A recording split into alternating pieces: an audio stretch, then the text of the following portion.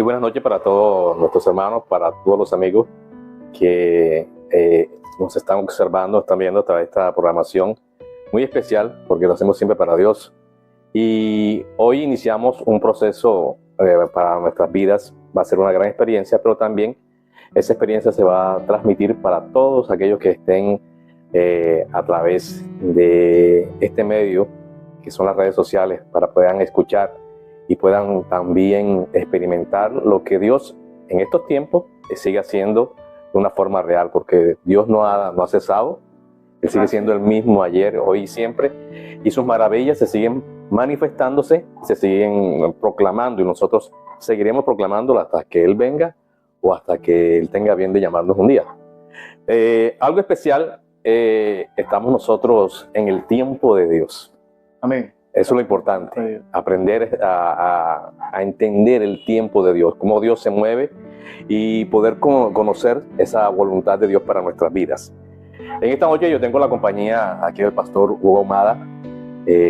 ¿Cuánto tiempo nos conocemos, Hugo? ¿Qué tanto tiempo ya tenemos de conocernos? Más de 10 años. Sí, desde las primeras, cuando llegaste a la empresa y comenzaste a darnos esos entrenamientos. A partir de ahí conocíamos, pero nos volvimos a encontrar otra vez, ya hace casi un año, ¿no? Hace casi un año. Hace casi un año.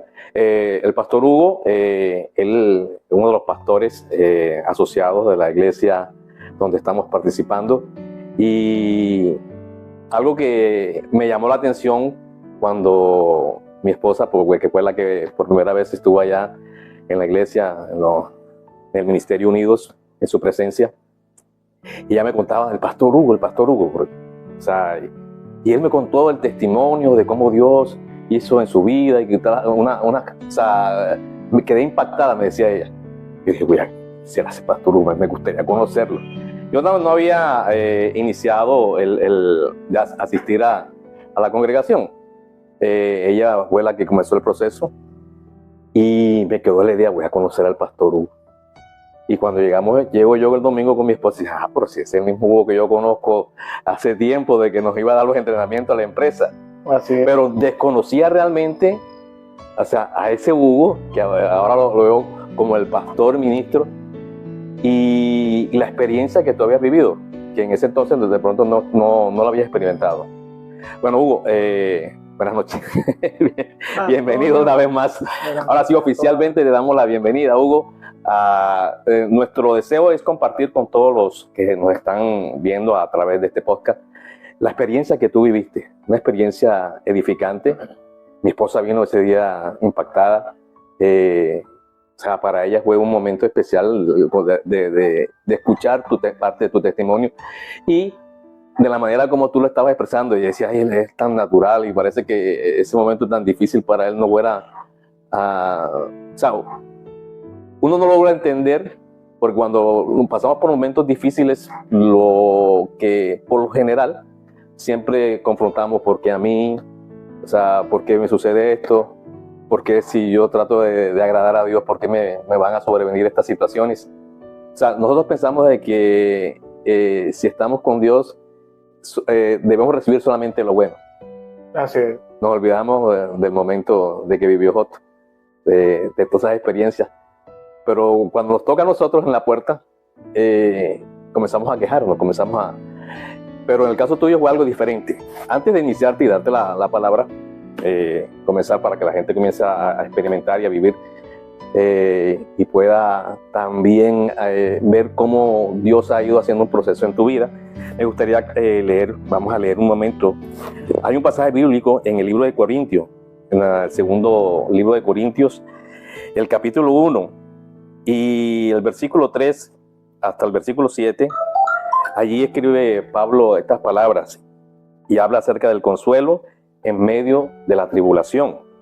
Y dice, bendito sea el Dios y Padre de nuestro Señor Jesucristo, Padre de misericordia y Dios de toda consolación, el cual nos consuela en todas nuestras tribulaciones, para que podamos también nosotros consolar a los que están en cualquier tribulación, por medio de la consolación con que nosotros somos consolados por Dios.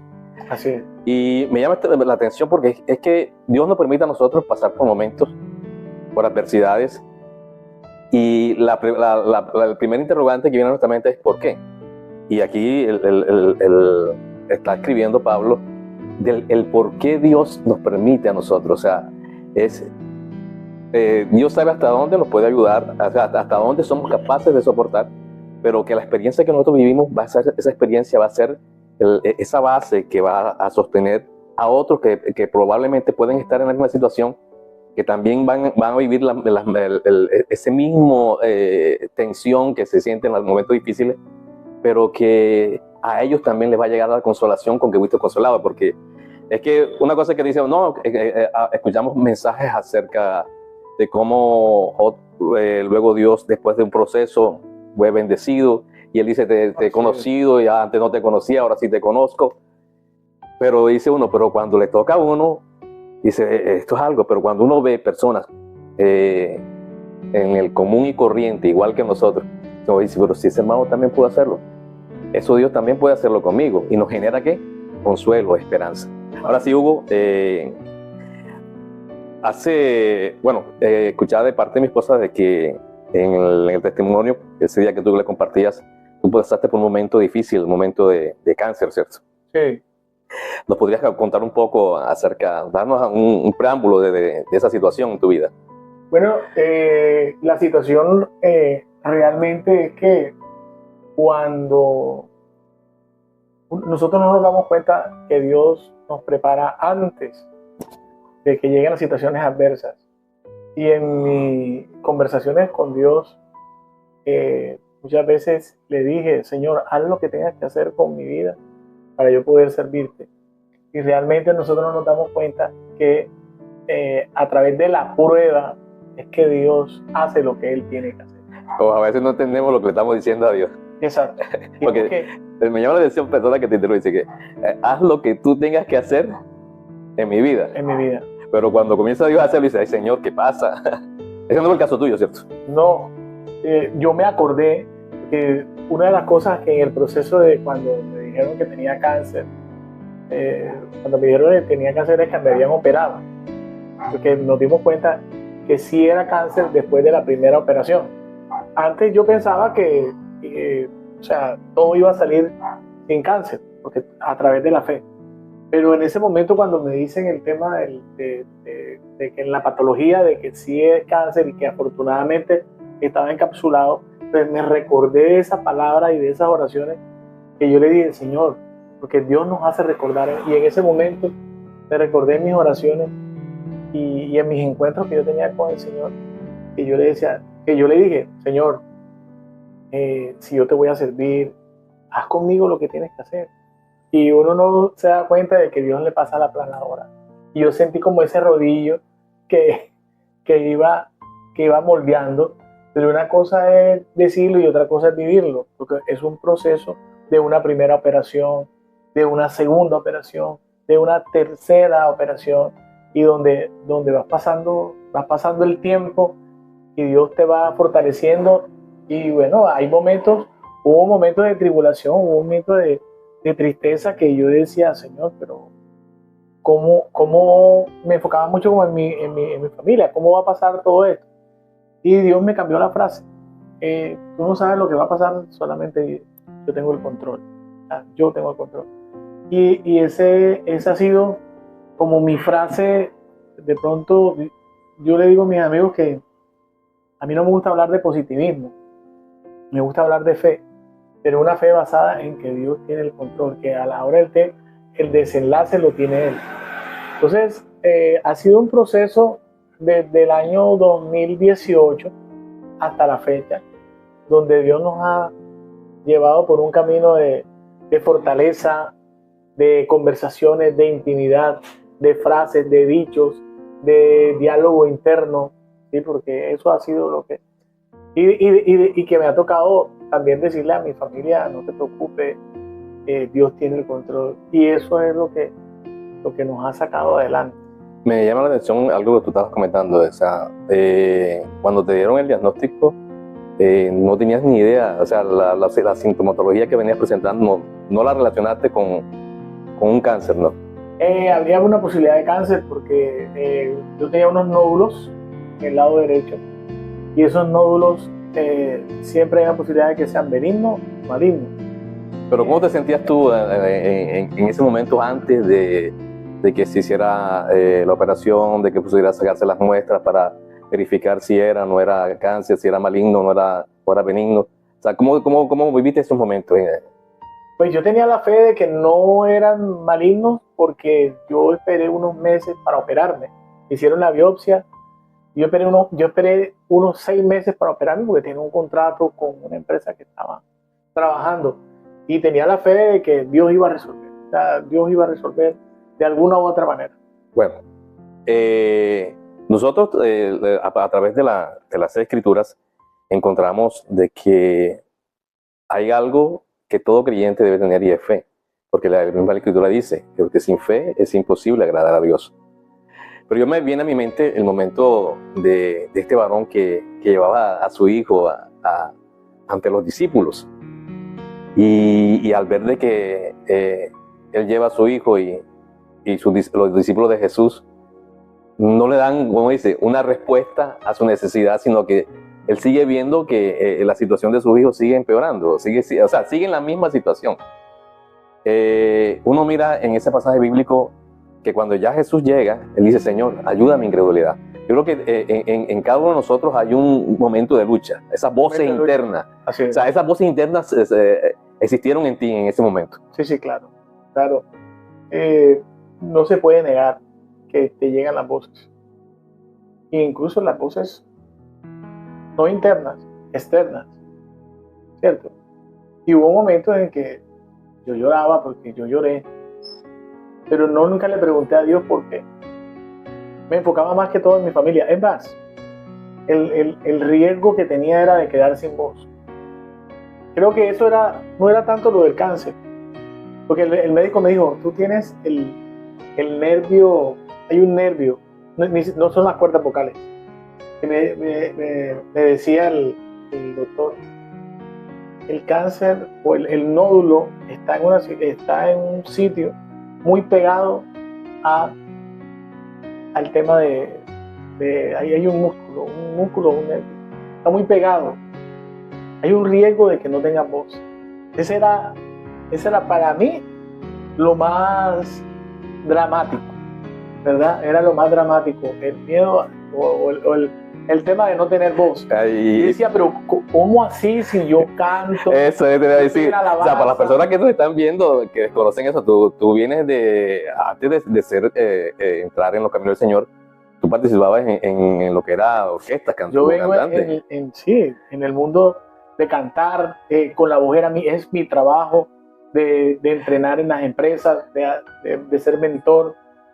Y el tema de predicar la palabra y el tema de cantar. Y ahora quédame cuando me dice el médico: hay un riesgo alto de que quede sin voz. Y me acuerdo que yo me levanto, yo no podía hablar. ¿Sí? Yo no podía hablar. Después de la operación siempre dicen: hey, no hables. Y yo me acuesto, yo me levanto después de la operación. Y yo lo primero que hice fue probando sonidos. La alegría fue tan grande que vi que sí tenía voz. Después de la operación. Después hicimos la patología y sí salió que era cáncer. O sea, se venció el primer obstáculo. O sea, la mano de Dios actuando. Exactamente. Y en las 3 operaciones, porque me hicieron 3 operaciones: lado izquierdo, lado central lado derecho, lado central, lado izquierdo, siempre los médicos con el mismo miedo a ellos. Mira, aquí hay un riesgo. Es más, en la segunda operación, en la primera operación, me iban a operar y por cosas de Dios no me operaron, porque el aparato que me separaba el nervio, ese nervio que no es la cuerda vocal, como digo yo, ese nervio de la posibilidad no había llegado y me postergaron la operación. Gracias al Señor. Eso es lo que nosotros estamos hablando del tiempo de Dios. Los tiempos de Dios. Yo he visto cómo Dios ha cambiado médicos. Yo he visto cómo Dios ha cambiado horas. Yo he visto cómo Dios me ha colocado enfermeras. Yo he visto, por ejemplo, en las habitaciones que me tocaron, Dios metió su mano. O sea, yo he visto la mano de Dios en todo ese proceso. Eso es Incluso en interesante. las finanzas, porque en esos procesos de operaciones, mucha gente nos llegaban cosas impresionantes porque yo en ese momento era independiente y Dios, en el tema de las finanzas, vivo en la mano de Dios, incluso como que Dios diciendo, tranquilo mío, yo tengo todo cuadrado. El control absoluto de toda esta situación. Así es. Entonces estamos allí mirando el momento difícil. O sea, si hubieron las voces. Claro. O sea, y todos podemos pasar por ese momento. Pero fueron neutralizadas, gracias a sí, Dios. es correcto. Pero hay que No entender, duraban mucho. hay que entender que nosotros nacemos para morir, pero no Sí. queremos morir. ¿No? Eso es una realidad. Si uno hacemos una encuesta aquí y preguntamos a los que nos están visitando en esta noche, ahí está el pastor Balbino, el hermano Sergio, y también está Alberto detrás de cámara. Para más adelante los vamos a conocer el equipo. Pero si le preguntáramos a ellos, ¿ustedes quieren morirse?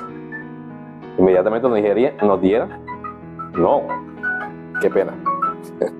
Nos van a decir, no, nadie quiere morirse. Yo al menos no quiero morirme. Pero cuando pensamos y viene un diagnóstico, porque cuando se habla de cáncer estamos hablando de muerte muy cercana. Eso uno lo relaciona. De muerte, pero sí, uno relaciona. Todo es como tú lo hagas. Una enfermedad como el cáncer, que es una enfermedad catastrófica, que está dentro de las enfermedades catastróficas, cada vez que a alguien se le da un diagnóstico lo va a sentir es que la muerte está pronto a venirme. ¿Qué vamos a hacer? Yo creo que es un momento de reflexión. O sea, ¿cuáles eran los pensamientos que llegaban a tu mente? O sea, ¿qué voy a hacer con mi vida? O sea, ¿qué puedo yo hacer en este momento? Porque ya de ahí nos damos cuenta de esa vulnerabilidad del ser humano. No tenemos control sobre esas cosas. Y es Dios quien nos da la fortaleza para poder soportarlo. Pero, ¿cuáles eran esos pensamientos que venían a tu mente? O sea, ¿qué voy a hacer ahora? Así es. Lo que pasa es que yo perdí a mi papá a los 40 años, ¿cierto? Una edad ya que uno es bastante adulto. Uh-huh. Pero mis hijas tienen hoy 15 y 19 años. Es decir, ¿Y en ese momento? En ese momento podemos estar hablando de 13 y 16 años. Entonces, la primera idea que no viene de Dios, sino de las otras voces, fue esa. Mis hijas, yo les voy a faltar. O sea, yo no me enfoqué, si tú me preguntas, yo no me enfoqué tanto en mi vida. En ti. Yo me enfoqué tanto en mis hijas, que yo me acuerdo que a mi papá yo le decía, papá, cuídate, porque yo puedo tener 43 años, pero yo te amo, yo te necesito conmigo. Y mi papá no se cuidó. Entonces, me sentí en ese momento, Señor, y si yo falto, por mucho que ellas están en Cristo, por mucho que ellas están formadas, un papá siempre hace falta. Pero ahí fue donde vino la frase enseguida que Dios me dijo, yo tengo el control, yo soy Dios. O sea, si tú faltas, entonces yo voy a dejar de ser Dios. Y Dios conmigo ha sido así. De preguntas y enseguida respuestas. llega una respuesta. Y a partir de ahí, de ese momento, que estoy hablando de la primera operación, a las otras, Él me ha dicho eso. Si tú partes, yo tengo el control. Entonces, no es mi esposa, no son mis hijas, se trata de Dios. Y eso es lo que me ha mantenido. Porque uno humanamente, uno dice, ay, mi esposa, ¿cómo va a ser? Y entonces, y hay gente que dice, ¿y se va a casar con otro? Realmente a mí nunca me he puesto a pensar en eso. Siempre me he puesto a pensar, yo tengo el control. O sea, el día que yo vaya, Él tiene el control. Entonces, se lo digo a mi familia, a mis amigos, y yo lo he hablado con mi familia. Porque hay que hablarlo, ¿no? O sea, es una realidad que hay que confrontarla y hay que saberla confrontar de la mejor manera. Entonces yo le digo a mi familia, hey, el día que yo vaya, te van a salir adelante, porque Dios tiene el control.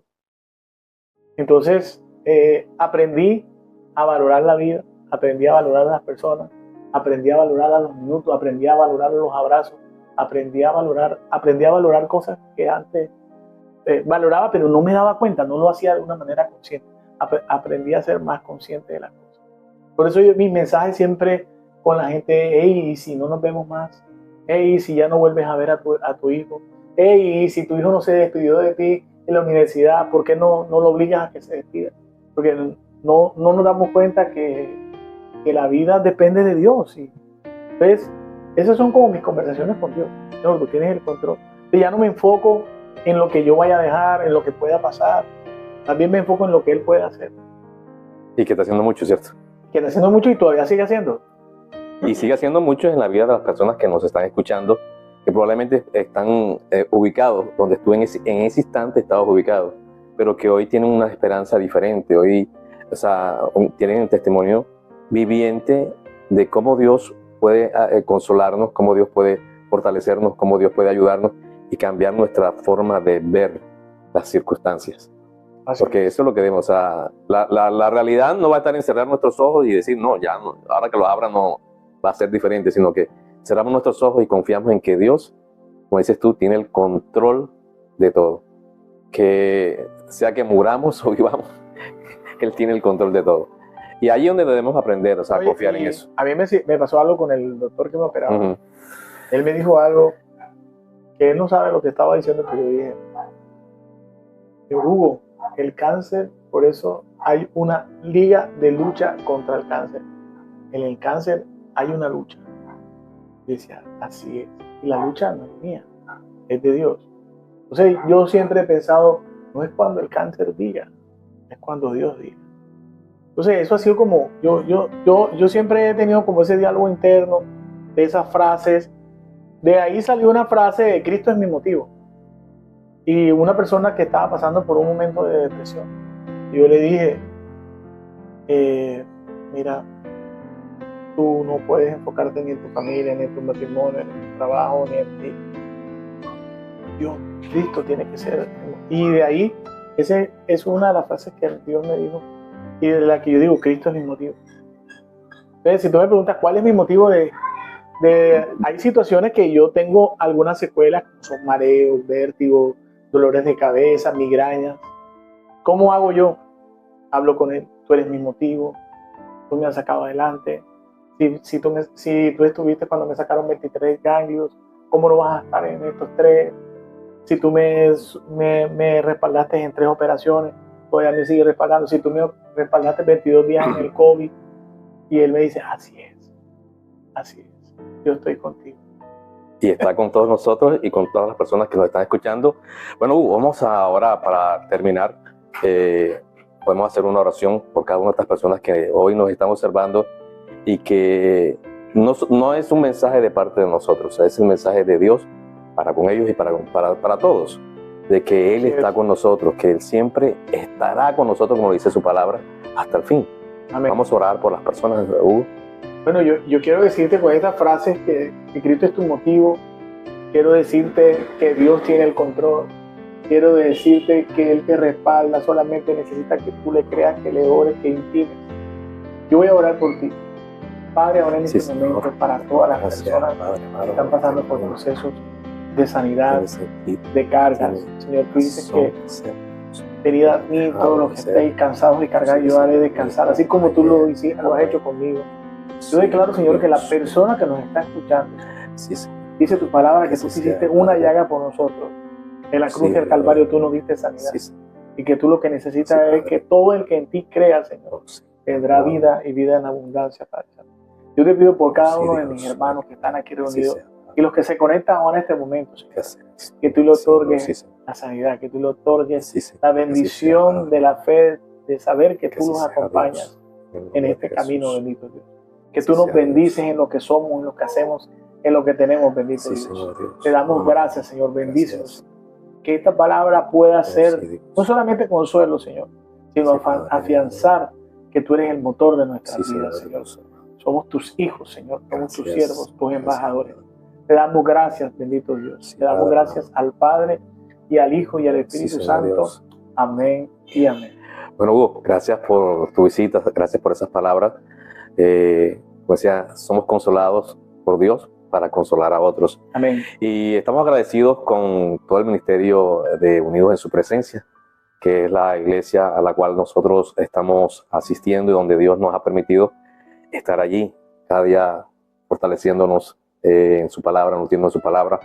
A nuestro pastor que nos está acompañando, también estará con nosotros también en el set, sentado aquí en esta silla, también estará aquí. Y les invitamos para que puedan una vez más acompañarnos en Tiempo con Dios, el tiempo de Dios. El tiempo de Dios es lo más importante y sabemos que Él tiene el control sobre todas las cosas. Bendiciones. Bendiciones.